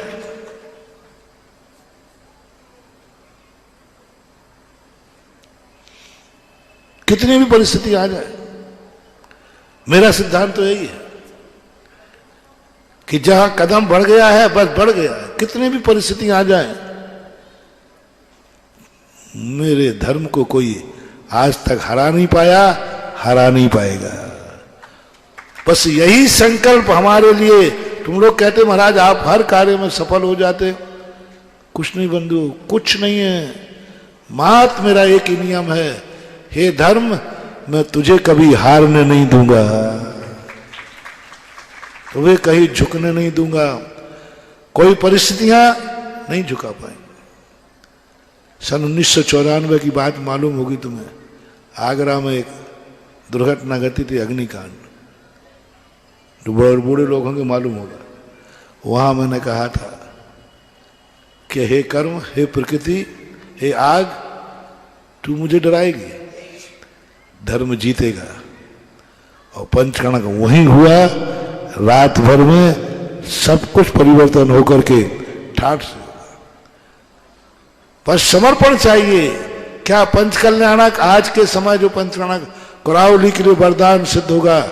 क्या 5 दिन के लिए आपकी जिंदगी में पंचकणक के अलावा कुछ नहीं है? ना कोई कर्म आड़े आएगा, ना कोई कसाय आड़े आएगी, कुछ नहीं आएगा, क्योंकि मेरे यहां पंच कल्याणक हो रहे हैं। और 24 घंटे हर परिस्थिति में, जब भी देखो, जब भी मिले, हमने कई स्थान देखे, 24 घंटे में कभी चले जाओ पंडाल हाउसफुल मिलता है। सुबह 6 बजे देखो तो 7 बजे पंडाल सदा ही भरा रहता है, वो बाहर जाते ही नहीं। कई स्थानों पे ऐसा हुआ, उनके मंदिरों में, उनके पंचकणक में ऐसा फलता फूलता है, वो समाज भी पंचकणक के बाद दिन दूनी रात चौगनी फलती है। आगरा के पंच कल्याणक की समाज को देखो, हर परिस्थिति में अड़ग रहे। परिस्थितियां आई, इतनी परिस्थितियां आई, कुछ नहीं बचा वहां पर, फिर भी पंचकर्णक वहीं हुआ। उस संकल्प का परिणाम है कि ऐसी पंचकर्णक में हुई प्रतिष्ठा की मूर्ति कमला नगर के मंदिर में बैठी है। और वहाँ के लोगों का देखो, जब से वो मंदिर बना है दिन दूने रात चौगुने पौबारा हो रही है। आज वो सबसे अमीर कॉलोनी मानी जाती है, रिच कॉलोनी मानी जाती है, और वही सबसे पुअर कॉलोनी थी कमला नगर, क्योंकि एक समर्पण की बात है। ये मूर्तियों में जो प्रतिष्ठा होती है, प्रतिष्ठा तो हो जाती सूर्य मंत्र से, लेकिन अतिशय आता है कि इनकी मूर्तियों में जब पंचकर्णक हुआ था उस समय तुम्हारा क्या स्थिति थी, क्या साक्षी थी। भगवान के लिए पंचकर्णक नहीं है, पंचकर्णक हम और आपके लिए है। कोई भी क्रिया गुरु के लिए नहीं करना। मैंने प्रारंभ में कहा था, महाराज के लिए कभी आहार नहीं देना। महाराज के लिए आहार नहीं दिया जाता, अपने जीवन को धन्य करने के लिए आहार दिया जाता है।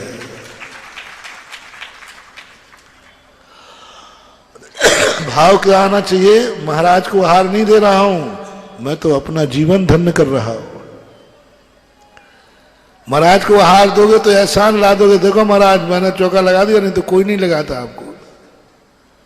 उल्टा आना चाहिए, हे महाराज हम धन्य हो गए जो आपने हमारे हाथ का आहार ले लिया।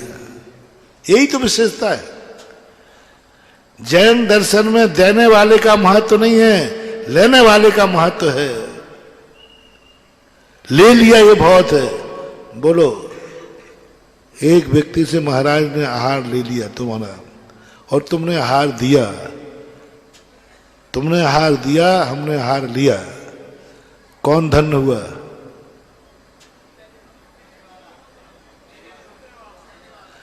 और भिखारी को आहार दिया और भिखारी ने आहार लिया, कौन धन्य हुआ? भिखारी धन्य हुआ। अब वो आदत यहां लाओ, तुमने आहार दिया, हमने आहार लिया, कौन धन्य हुआ? कह दो महाराज आप धन्य हो गए हो। क्या है, कभी भाव मत कर लेना बेटा। धर्म क्षेत्र में देने वाला महान नहीं है, लेने वाला महान होता है। पूज्य लेने वाला होता है। देने वाला तो अभाग्य मानता, मेरा ले लिया। तुम ये मत समझना कि तुमने पंचकर्णक की बोली ले ली। अरे तुम उपकार मानो कि भगवान ने इस पंचकर्णक में मेरा धन का उपयोग हो गया। तुम एहसान मानते हो, मेरी बदौलत है, मैंने बोली ली है। और तुम पंचकर्णक की बोली लोगे, भगवान के लिए बोली लोगे, आप देखना एक पहली बात तो थोड़ी सा कुछ बिगाड़ हो जाए, तुम तुरंत बोली वापस ले लोगे। नहीं लेना बोली हमें, क्योंकि तुमने भगवान के लिए बोली ली थी। एहसान करोगे, और जिन्होंने नहीं दिया उनका सबकी बोलियां आ गई क्या? अब इनमें से यदि एक आध को, मैंने बिच्छू कहा था ना, छोड़ के देखो कमेटी वालों, और फिर बोली के पैसा लेके देखना, तुम जानना है।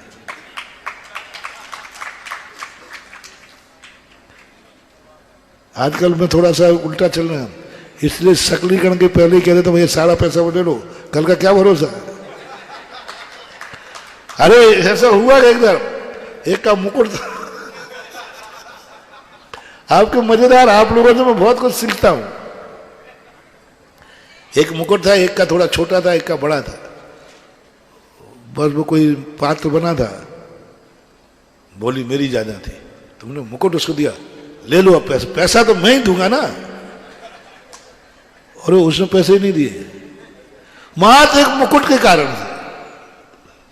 गलती कितनी थी, मुकुट थोड़ा हल्का भारी हो गया। उन्होंने कहा ठीक है, अभी पैसा नहीं दे दिया, हमें पैसा तो मेरे ही से लोगे ना, लेके दिखाना। अरे मैंने कहा ये तो खतरनाक धमकी है। अरे मैंने कहा ये बर्बाद हो जाएगा। एक मुकुट में इतना बड़ा बोली तोड़ दी उसने एक मुकुट का अपमान करने में मेरा अपमान हुआ है, इतना बड़ा कार्य कर रहा है। तब से मैं कहता हूं कि भाई सबसे अच्छा यही है कि बोली लेने के समय पंचकर्णक में बैठने के पहले बोली दे दो। अब तुम्हारा वो छोटा मुकुट होगा, अब तुम्हें कसाई नहीं जाएगी, क्योंकि पैसा तो वो छोटे मुकुट में भी कर लोगे, तुम्हें कसाई नहीं जागेगी। कार्यक्रम करने के पहले पैसा देने से एक फायदा है, थोड़ा मान अपमान होगा भी, तुम्हें कसाई नहीं जागेगी। और नहीं देने पर कसाई तुम्हारी बिल्कुल ऐसी चढ़ी हुई बैठी रहेगी, डूब जाता है पैसा कसाई के कारण। तो आप लोगों ने धर्म के लिए महानुभाव हंसी मजाक मत समझो, ये धर्म दीपक है, सावधानी से पकड़ोगे प्रकाश देगा, चूक जाओगे तो जला के भस्म कर देगा। इसलिए 5 दिन के लिए सब लोग समस्त कसाएं भूलकर, सब लोग प्रकृति के प्रकोप, ठंड को भूलकर, गर्मी को भूलकर कर्म को पछाड़ दो, पंच कल्याणक को जिता दो। थोड़े बहुत अशुभ कर्म का उदय है तो नहीं, कुछ नहीं होगा। मेरे सामने पंचकर्णक हो रहा है, मैं सब बलिदान करता हूं, पंचकर्णक मुक्त करता हूं।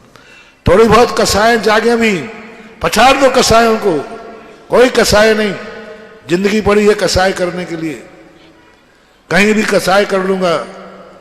पंच कल्याणक में समस्त कसायों को भूलकर मैं जनेन्द्र देव की आगवानी के लिए जाता हूं। पुण्य के उदय में कभी कोई बात बनती है तो पुण्य को भी ठुकरा दो कि मुझे नहीं चाहिए। 5 दिन में व्यापार धंधे में तुम धन कमा भी लोगे, ठुकरा दो पुण्य, नहीं कमाऊंगा, नहीं करूंगा 5 दिन व्यापार। पुण्य के उदय से जो कमाई आने वाली वो छोड़ दो, 5 दिन के लिए तुम पुण्य की कमाई ठुकरा दो। देखो पर क्या हिसाब होता है। तूने पुण्य ठुकरा करके पंचकर्णक में आ गया, ग्राहक तेरे दरवाजे बैठा रहा, लाखों का व्यापार करने वाला दरवाजे बैठा रहा, तूने कहा नहीं 5 दिन के लिए दुकान बंद है। ये बलिदान जब आएगा तब इस पंचकर्णक से जब लौट के जाओगे तो माटी को छुओगे और सोना हो जाएगा, क्योंकि तुमने पुण्य को ठुकराया है। पुण्य को ठुकरा कर आगे आओ, लोभ को ठुकरा करके आगे आओ। पंचकर्णक के कोई लोभ नहीं करूंगा, हमारी शक्ति है बोली लेने की, मैं लूंगा, मुझे भगवान से मतलब है। क्रोध मान भी अपने बीच में नहीं आए, कर्म बीच में नहीं आए। समय आपका हो गया। सारे जगत के लिए आज आत्म शुद्धिकरण का सूत्र बहुत मजबूत मिला है। इतने में यदि सुधर गए तो ठीक है। सुसैन जैसे वैद्य की भी मैंने तुमसे बात कही। आज इतने कह के विराम करता हूं। महावीर भगवान की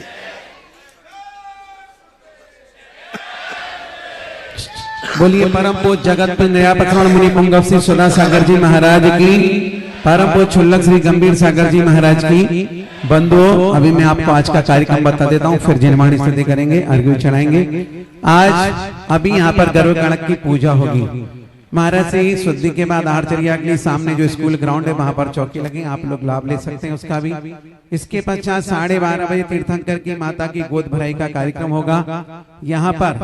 साथ ही सत्येंद्र शर्मा एंड पार्टी द्वारा एक नाटिका होगी और हम परम पूज्य छुल्लक जी महाराज जी का भी प्रवचन सुनेंगे। देख लेंगे जैसी अनुकूलता होगी दोपहर में ये कार्यक्रम होगा। तत्पश्चात यहाँ से घट यात्रा मंदिर जाएगी। मंदिर में 24वीं वेदी का शिलान्यास शुद्धिकरण होगा। शाम को ठीक 5:45 बजे हम लोग खा पी करके तैयार होकर के वापस आएंगे महाराज जी के सानिध्य में। जिज्ञासा समाधान, क्योंकि हर समस्या का समाधान बस एक ही दरबार मिलेगा। दुनिया का कोई डॉक्टर इलाज नहीं कर सकता, कोई बड़े से बड़ा वैद्य नहीं कर सकता जो इलाज यहाँ हो सकता है। तो ये कार्यक्रम होगा। तत्पश्चात यहाँ पर महाराजा नाभी राय का राज दरबार लगेगा, जिसमें आज पुनः जो कल नहीं नहीं देख पाए, आज पुनः 16 स्वप्न दिखाएंगे, क्योंकि माता देवी उन 16 स्वप्नों को महाराजा नाभि राय को सुनाएंगी और नाभि राय उन 16 स्वप्नों का फलादेश आप सबके बीच में दिखाएंगे। ये दृश्य होगा, ये आज का कार्यक्रम, इस बात का ध्यान रखिएगा। और कल प्रातःकाल फिर 6:45 बजे हमारी यात्रा प्रारंभ होगी, क्योंकि भगवान के पहले जन्म होने के पहले यहाँ पर अभिषेक आदि क्रिया होगी, पूजन होगी और जन्म होगा 8:37 पर। आप इस बात का ध्यान रखिएगा, क्योंकि हमने लेट इसलिए रखा है, थोड़ा ठंडी का मौसम है, हमारी पूजन वगैरह भी हो जाए, तो 8:37 पर जन्म होगा। जन्म के पश्चात महाराज श्री का प्रवचन होगा। ये सारे कार्यक्रम कल के प्रातःकाल की बता दिए। फिर जन्म गणक के जुलूस की चर्चा कल फिर करेंगे आपके आने के बाद। चलते हैं हम परम पूज्य महाराज जी के चरणों में एक अर्घ लेते हैं और फिर इसके बाद जिनवाणी सिद्धि करते हैं। हे सुधा सागर दयालु, मुझको जीवन दान दो, सर उठा कर चल सकूं ऐसा मुझे अभियान दो, आ सकूं तेरे निकट ऐसा सरल सो पान दो, शीघ्र तर जाऊं भगवत दे मुझे मरे कान दो, नाम ही जपता रहो जीवन तराने के लिए, पेट में कुछ भी नहीं ला या चढ़ाने के लिए, सदा करे दयालु। ओम राज सताज निर्यापक श्रवण मुनि पुंगव श्री सदा सागर महाराज साक्षात विराजमान, इनके चरणों में हम सबका अत्यंत भक्ति भाव से 12 माह नमस्कार हो। जल फलादि महार्घम निर्वपामिति, जावाणी के ज्ञान दे सूझे लोकालो, शोवाणी मस्तके धरो सदा देत हूँ ढो, हे जिनवाणी भारती तो जपो दिन रे, जो तेरो शरणा गई सो पावे सुख चैन, देवी भजो हरिहंती को पुर सेवा निर्ग्रंथी, दया धर्म पालो सदा यही मोक्ष का पंथी, सब मंत्रों में सारे हैं महामंत्र नविकार, आप सभी मिलकर ही जपो मंत्रियां नौबान नमोकार मंत्र।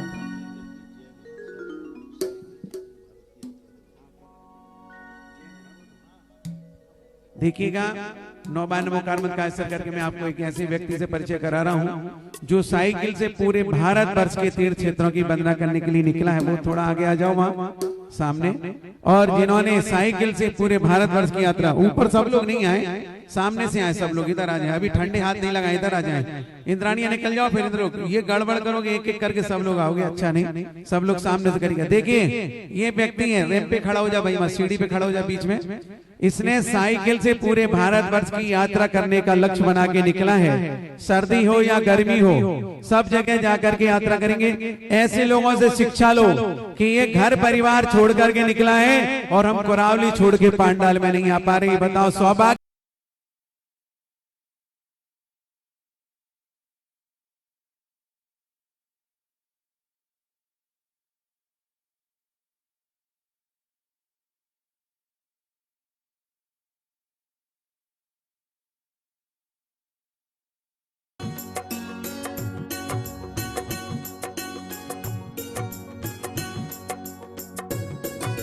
क्या है जीव, क्या है अजीब, कैसे होता है